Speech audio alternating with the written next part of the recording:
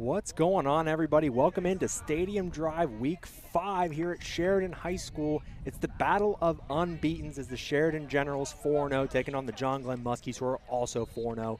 Will Ford here with Storied Rivals. Thanks so much for joining us, and thanks so much for tuning in if you've tuned in all season long to this point. Can't believe that, after tonight, we're 5 weeks through the season.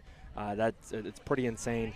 But thanks so much for joining us here tonight. I do want to shout out our sponsors, Max Effort Muscle. You can see them on the screen, but you can see them on the table here in front of me as well. Best tasting protein in the game. They've got a bunch of other great supplements as well, and they've been ever so kind tonight to give us some T-shirts to hand out to the Sheridan student section tonight. So super thankful for them and everything that they do, and they're just beasts. So we love them. Again, that's Max Effort Muscle. So go ahead and check them out. So let's dive into this game tonight because I do think it's very interesting. 4-0 for both of these teams. Big matchup in the MVL. This is the 8th meeting between head coach Paul Culver III and Matt Edwards. And so if we want to take a look at the schedule to this point for both teams, the teams that they've played, let's dive into it here real quick. So here is who the Generals and the Muskies have played through 4 weeks of the year. Let's start on the Sheridan side.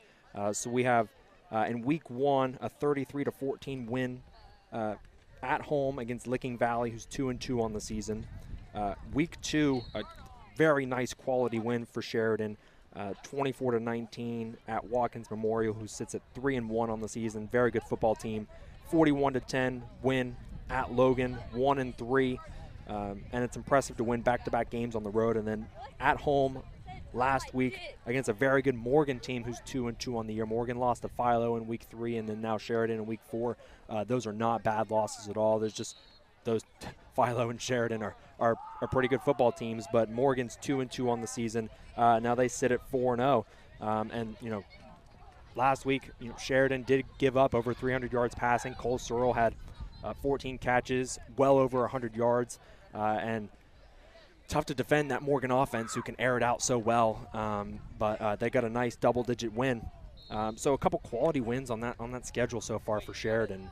And if you take a look at the John Glenn side, a nice shutout win in Week 1 on the road, 28-0 at Circleville, sits at 0-4 on the year. A 42-14 win at home against Cambridge. They're also 0-4, but I don't. 0-4 for Cambridge, when you look at that, they've played a really tough schedule. Plus, they're dealing with the injury bug as well. And they're a younger team, very talented, but younger, a little less experienced, injuries. They've had some penalty calls, some things just not go their way in some football games. And so, although Cambridge is 0-4, I still think that win for John Glenn is a quality win because it's a coming out party for their offense. Their offense really, even though they won 28-0 in Week 1, the offense kind of struggled a little bit. Noah Winland had 3 interceptions. Week 2, come back, that offense really, really played well. Week 3, a tough, gritty, grinded-out win against New Lexington, 2-2 on the season. New Lexington is, and they won the small school MVL last year. So they're a good football team. They graduated a lot of kids, but head coach Kevin Board does a great job with his staff and all the kids over there, and they're a tough football team. And then last week, against Coshocton on the road, they're 0-4 in the year. They won 30-7. Another really nice showing for their offense. Matt Edwards has talked to me several times about his defense. His defense is going to be the anchor for this football team this year. This is going to be the reason why the John Glenn wins a lot of football games. But the offense has really picked up its stride over the last couple of weeks, and they've become more consistent, and they're playing a lot better. And Matt Edwards is really pleased with that. But I do want to dive in to sit down and interview coaches every week for this show, and I want to show you the interview I did with head coach Paul Culver. Love talking with him. He's just super passionate about Sheridan Generals football, and so I just have a lot of respect for both of these coaches, but a lot of respect for Paul Culver because he wears his emotion on his sleeve. You can tell that he loves what he does here at Sheridan, coaching at the school that his dad coached at, and so love talking with him. But we talked about the matchup last week against Morgan, things that he wants to improve on, things that he's most impressed with his football team, coming into this game through 4 weeks of the season. What is he most impressed with? What does he need to work on? And how does he prepare for this John Glenn offense? Because John Glenn plays a much different style offensively than Morgan did. Morgan really airs it out. They've got great wide receivers, but John Glenn does a lot of quicker throws. They get the ball out fast. Noah Winland obviously is a tremendous runner of the football as well. And so head coach Paul Culver talks about all the strategy involved in approaching this game against Matt Edwards, Noah Winland, and this 4-0 John Glenn Muskies team. Thanks so much for tuning into Stadium Drive here live on Facebook, Twitter, and YouTube. Battle of Unbeaten, Sheridan Generals, and John Glenn Muskies 4-0. And here's head coach Paul Culver. All right, we're here with head coach Paul Culver of the Sheridan Generals going into week 5. They're 4-0, and they're taking on the John Glenn Muskies, who are also 4-0 this week. Coach Culver, I really appreciate your time. And like I said at the top, 4-0 to start the season, which obviously has to feel pretty good. But is there a part of your team that you're most impressed with through 4 weeks? I mean, I know you always talk about offensive line, defensive line play in the trenches is a big key for you, and you always want to be strong there. Obviously, defense is going to be what wins you a championship and everything like that. But as far as through these first 4 games, kind of feeling out your team and seeing how everything looks, what are you most impressed with as far as your team goes? So we talk about big words all the time, and one of the points of emphasis this year is what we call like the block S of tradition, and it's got these words that build our block S, and one of them is poise. And you usually have poise when you have a team that has been there, done that. You're returning, 16 or 18 of your 22 starters, and this year we returned like 8 starters, and yet I have seen us display poise.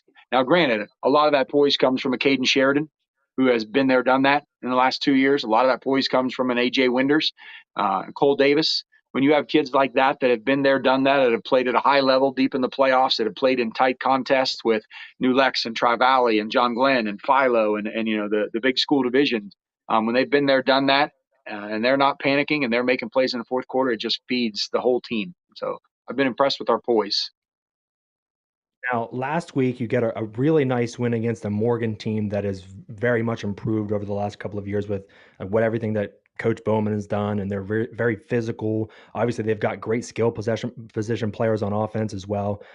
They gave up 307 yards passing, and Cole Searle had 139 yards receiving on 14 catches. Obviously, a lot of that was them trying to get back into the game near the end and everything, just because they were trailing. But I mean, what are you working on this week to maybe just try to clean things up as far as defending the pass goes, as you get ready for John Glenn, this Friday?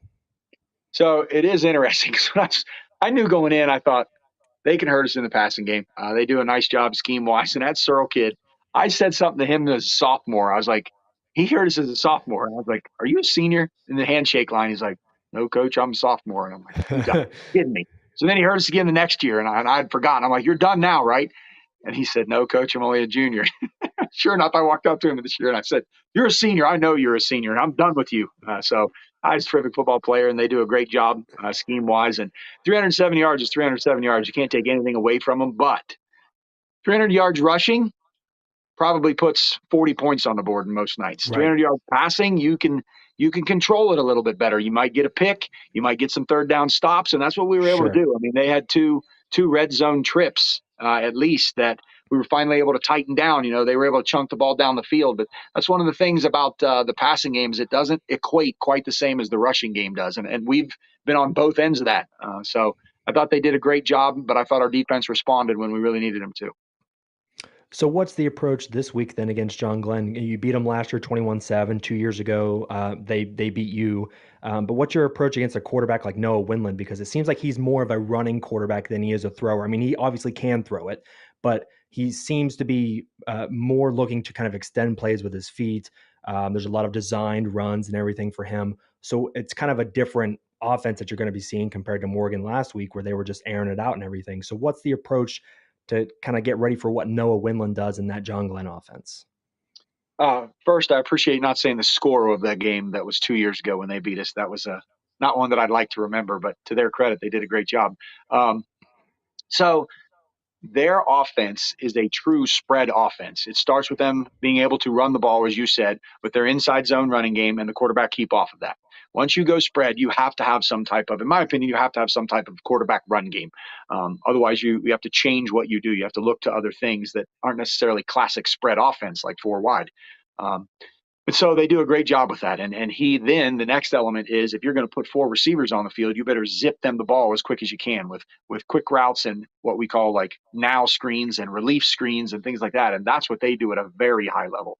At one point, I think in the looks that we had, we tracked that they had 14 quick screens and all like plus plays, all like not 3, 4, 5 yards, but like 8, 9, 10, 11 yards. Gaining first downs. And so they do it as well as any team I've ever seen. They're committed to it, and that makes them a genuine spread offense. And while it isn't necessarily, I think when people see a spread offense, they think throw the ball 40 yards down the field. That's not a spread offense. A spread offense is everybody could get the ball at any place on the field, sideline to sideline, and that is absolutely what they do. And he does a good job running the show for them. Now, what are you going to do offensively? Because the defense, their defense has kind of been the anchor for their team, and it's been a big part of their 4-game win streak to start the season. They force turnovers, they get to the quarterback, force fumbles, everything. So, what do you do offensively? Because obviously, Sheridan can sling it, and a bunch of big chunk plays, big long touchdown plays against Morgan. Are you going to rely on some of those types of play calls again to draw up some bigger type plays? What is the game plan going up against that John Glenn defense that's been so formidable through 4 games? So one of the big things, and to John Glenn's credit, their defense is terrific. Their defensive coordinator, sorry about that. Their defensive coordinator is our defensive coordinator's brother. So we know that staff very, very well. And Coach Bendel over there does a great job. They don't run the same defense as us, but they do a great job. And so to me, one of the first things that you look at with the defense is, can you formation them? Can you move them out of position? That's, to me, a hallmark of any defense. Any good defense is like, I can't get them out of position. I can't get their kids to line up wrong. And so you can't get John Glenn kids to line up wrong. Then are they fundamentally sound? Are they going to be able to get off blocks, run to the ball, and tackle well? And that's exactly what they do. And I know those are cliches, but unless you have absolute freaks at every position that just get to blitz and run around and play man coverage and sideline to sideline, you're going to build a defense off of those things that we talked about. So, and they do it as well as anybody. Their kids play really well. The coach's son, the defensive coordinator's son, Bendel, number 12, one of their inside linebackers, is as good of a defensive football player as you'll find anywhere around. He does everything for them. He's all over the place. He pressures the quarterback. He drops back in pass coverage. He has terrific tackles sideline to sideline, but they have a lot of other excellent football players too. And so it's going to be really hard because we're not going to catch them off guard. We're going to have to execute at a very high level. Ideally, Caden makes some plays, does something that you just don't draw up. He's done that several times in 4 games, but you cannot go into a game thinking, well, we'll just wait for Caden to do something extraordinary. We'll wait for AJ to do something extraordinary. You can't do that. And so we like our game plan. Our offensive staff does a great job, but their defense is excellent. Well, we're very much looking forward to the game Friday night. 2 4-0 teams, so something's got to give, but hopefully you can make it 2 in a row instead of this back and forth and everything. But we'll be there Friday night and really appreciate the time, on a Wednesday evening. But best of luck this Friday. Thank you very much.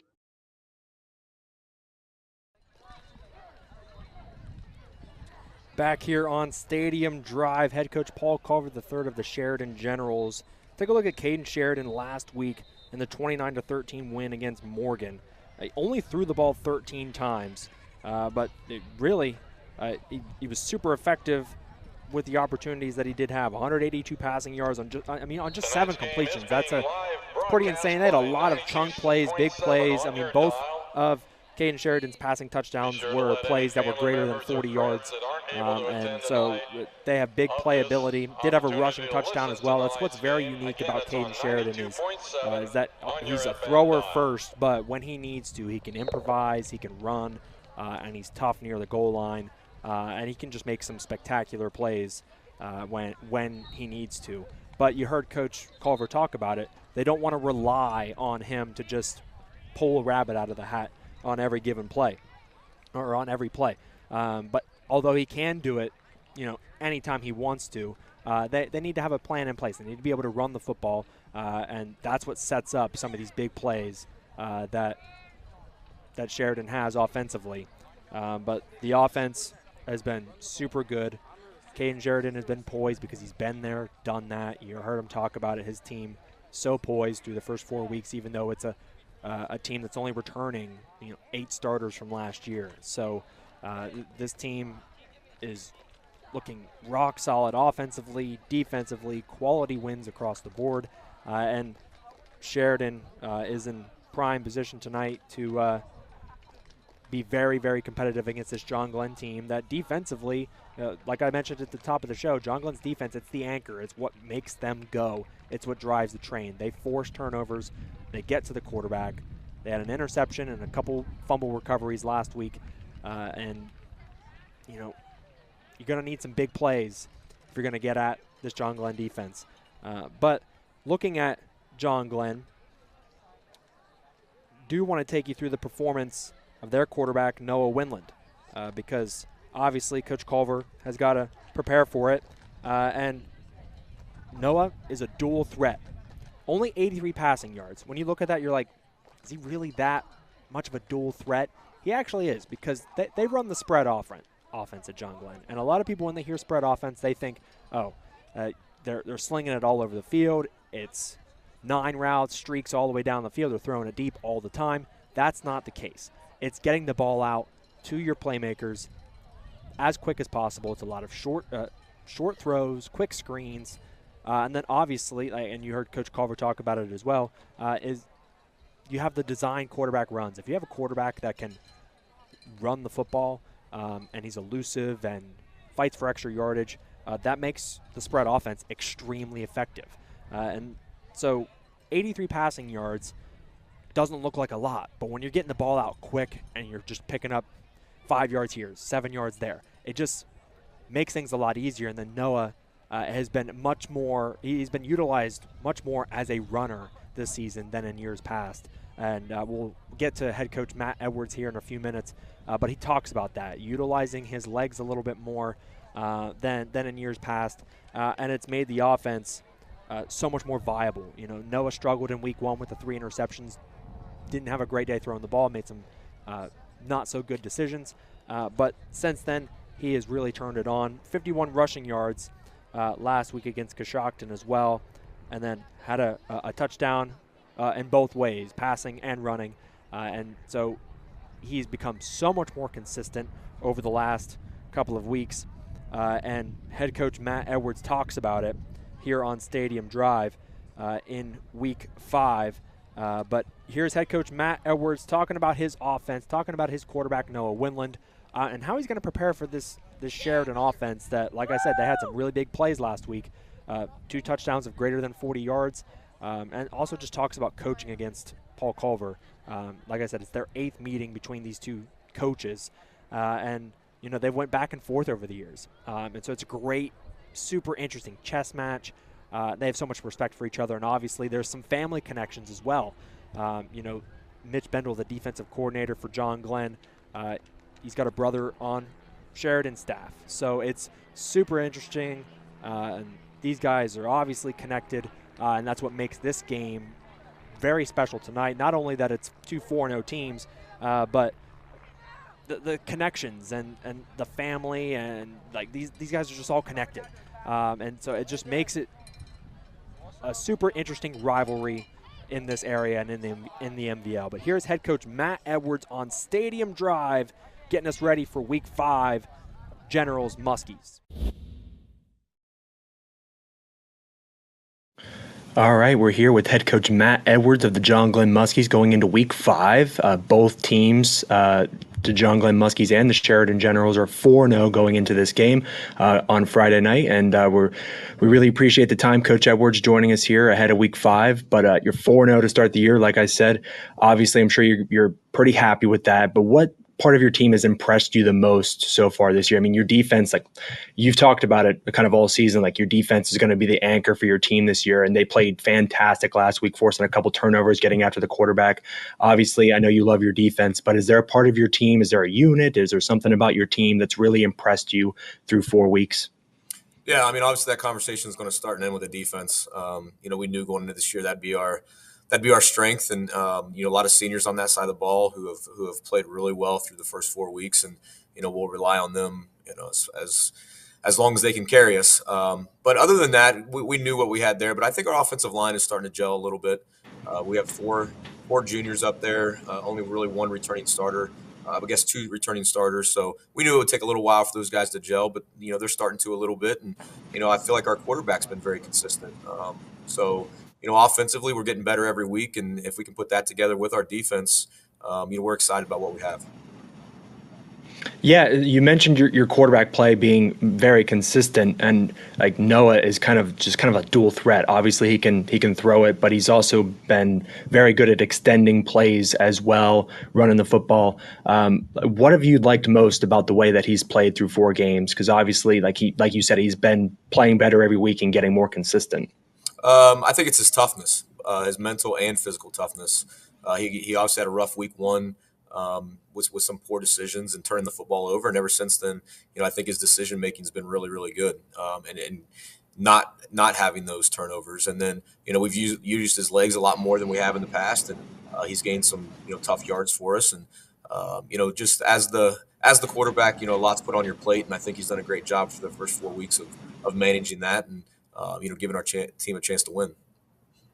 Yeah. And so now looking at Sheridan this week, Coach Culver, talked to him yesterday, and in their game against Morgan, they gave up 300 yards passing, and Cole Searle is a great wide receiver for Morgan, so they had a tough test going up against that passing offense. But he said though that 300 yards passing, giving that up is much different than giving up 300 yards rushing. Like you can probably give up 300 yards passing and still turn out okay and win a football game. But if you give up 300 yards rushing, it's a much different story and you have less control over the outcome of a football game. So what's your approach offensively this week? Because obviously I know you've said before you like to spread guys out so that way it opens up things for the run. Is that kind of the approach this week, is run the football and try to control the clock and do everything that you can to keep the explosive Sheridan offense off the field? Yeah, I think that's the secret. When you're effective rushing the football, time of possession is usually going to favor you, and as long as you have the football, it means they don't, and that's going to help you down the road.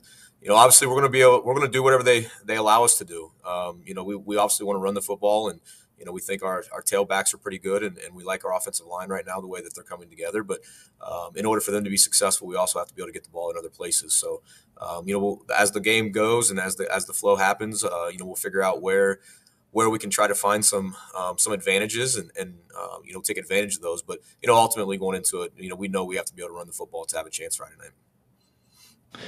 Now, Sheridan's offense, they had 2 scores last week of play. There were plays that were greater than 40 yards, and so they're obviously pretty explosive. So defensively, I mean, what's the key as far as, defending the pass? Because they have some very explosive players. I mean, Caden Sheridan's a great quarterback. A.J. Winder's a terrific wide receiver. They've got some good skill position guys. What do you do to try to limit big plays defensively, so that way your defense doesn't get worn down and everything? Well, I think those big plays happen because teams have to stop the run. Obviously Sheridan has been known for a long time about being, a downhill, run the football type football team. And when you commit extra guys to stop that, that's when those big plays happen in the passing game. And they do a great job of taking advantage of your, willingness to try to bring an extra guy into the box or whatever it may be. And, so our biggest thing is we got to be able to stop the run with our base defense. That way we can be strong, both in the box and in the secondary. Because if we're in a situation where we can't stop the run and we have to, commit an extra guy or two, that opens up the secondary for those big plays. And, ultimately it starts with controlling the line of scrimmage and stopping the run. Now, what's it like coaching against Coach Culver? Because obviously you've had some great battles over the years. Last year, they won 21-7, but then a couple years ago, you shut them out. So you've had some battles over the years, but what's it like going up against Coach Culver and kind of that chess match and just, figuring out how to just be the better coach that day against him? Because obviously he's a great coach. You're a great coach. Like, what is it like just going up against him? The good news is they are who they are. I think this is year 8 of us going up against each other. So, we know what we're going to get from them. They know what they're going to get from us. And I have a tremendous amount of respect for Coach Culver and his entire coaching staff and program.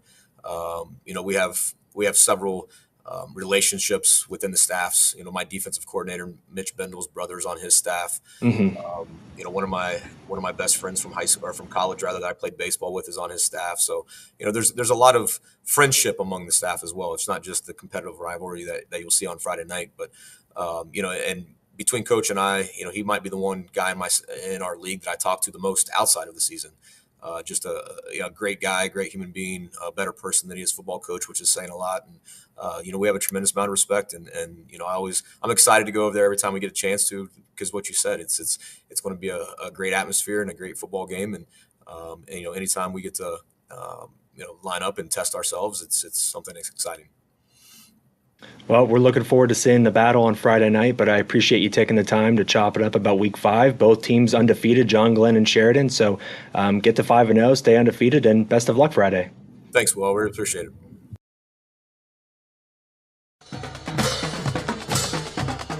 Here's the rest of the schedule in eastern and northeastern Ohio as we get ready for Week 5. Garaway at East Canton, Ridgewood at Tuscarora Central Catholic, Tallmadge at Highland, Cambridge at Bel Air, Beaver Local at Union Local, Maysville at Crooksville, Riverview visits Meadowbrook. Excuse me, I have Riverview at Meadowbrook and Riverview at Philo there. That is my bad. Then I totally messed up this graphic. But definitely take a look at our games that we're going to be tweeting about on Twitter. Well, not on Twitter, it's on X now. But definitely take a look at our games that we got going on, so that way you can keep up with the scores around the area. My apologies there for that poorly constructed graphic. I repeated a bunch of school names there. That's not super fun. But anyway, check out the rest of the games that we're going to be covering tonight, and you'll see them in our Unreal highlights next week. Let's try out Central and Western Ohio and see if this graphic looks any better for you. Centerville is at Northmont, Dublin-Coffman at Westerville Central, Worthington-Kilbourne at Dublin-Scioto, Gahanna at Pickerington Central, Granville at Northridge, Hamilton at Tees Valley, Zanesville at Heath, Hilliard-Davidson at Olentangy-Berlin, Benjamin Logan at Jonathan Alder, Olentangy-Liberty at New Albany, Olentangy at Central Crossing, and Newark at Olentangy-Orange, and then at the bottom, Upper Arlington at Groveport. That one looks a lot better. But, you know, sometimes you make mistakes. That's all right. We live with the mistakes that we make. We're all human. But anyway, definitely follow us on all the socials so that way you can get updates on games that are in your area. If you're on your way to Sheridan, John Glenn tonight, definitely thank you so much for tuning in on your way here. But, yeah, stay tuned for updates throughout the night, all the scores in the area. But a final note on John Glenn and Sheridan before we take off here on Stadium Drive. Hey there, I'm back. So both teams 4-0, right? Biggest game in the area. There's tons of media here, not just us with Story Rivals. There's so many other people here. Fans are pouring in. The student section, they're getting here as well, and they're ready to be loud. This is going to be an insane, electric atmosphere tonight. I'm going to be capturing it from a social media perspective. I'll try to get some highlights to put out on Twitter and Instagram on the story as well. So make sure you stay with me through the entire night, so that way we can keep you tapped into this game if you're not able to come tonight. But both teams are 4-0. Super exciting. Something's got to give, right? One of these teams is going to move to 5-0. It's a big game in the MVL, and Sheridan won it last year. Can they make it 2 in a row? So let's see what happens. But a big thank you again to our sponsors, Max Effort Muscle, best tasting protein in the game. They gave us some shirts to hand out to the Sheridan student section tonight. We want to thank Sheridan for hosting us, and so we pay him back with some pretty cool merch. They're doing a blackout tonight. What better way to do blackout than to have some black Max Effort Muscle shirts? But thanks so much for tuning in to Stadium Drive Week 5. Like I said, make sure you follow us on all the social media platforms to get score updates from the games in your area, the teams that you want to see and hear from. And make sure you check out our Unreal highlights next week on Facebook and YouTube of the games that we're covering. But, yeah, Will Ford signing off for now. One quick note on Stadium Drive as well. I know some people have had some questions about, is this pregame show or are we going into a live stream of the game afterwards, no, we are not. We're just doing a half-an-hour pregame show from 6 to 6:30-ish, just to kind of talk about the game, build some excitement if you're on your way to the stadium. But unfortunately, we are not live streaming the games themselves. Maybe we'll do one here or there towards the end of the season, but currently we are not live streaming the game. Just wanted to put a note out on that. But Will Ford signing out for now on Stadium Drive. We'll see you in Week 6, but it's the battle of the undefeated. It's John Glenn and Sheridan coming up at 7 o'clock, so get your butt down here to the stadium and check it out. But we'll see you next week, Stadium Drive. Next week in Stadium Drive Week 6, and we'll see you later. Take care.